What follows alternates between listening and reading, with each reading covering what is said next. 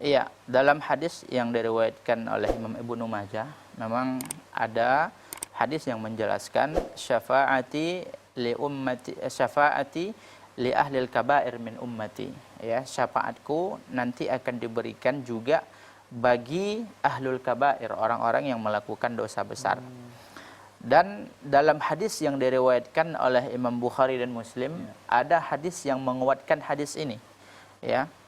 Walaupun hadis tadi ya ada ulama yang mendhaifkan, akan tetapi ada hadis yang menguatkan hadis tadi, yaitu ya bahwasanya ma min nabiyyin illa walahu au kama qala sallallahu alaihi wasallam, ya tidak ada seorang nabi melainkan dia akan diberikan syafaat oleh Allah Subhanahu wa taala. Ada doa mustajab.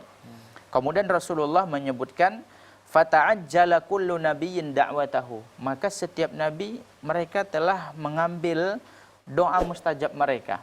Wa ana, dan kata Rasulullah, ana iddakhartuha li ummati yaumal qiyamah syafa'atan lahum.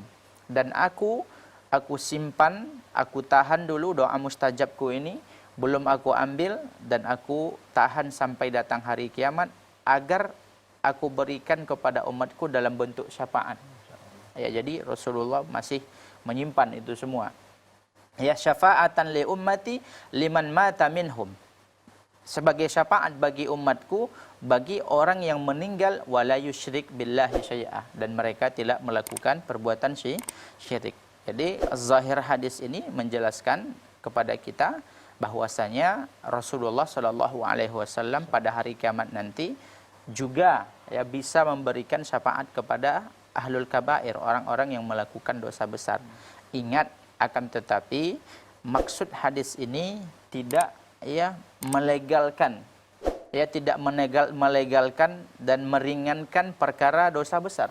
Dosa besar tetap saja dosa besar. Ya, jangan nanti kita salah paham. Oh, ternyata adanya syafaat dari Rasulullah, kemudian udahlah saya melakukan dosa besar. Tidak begitu.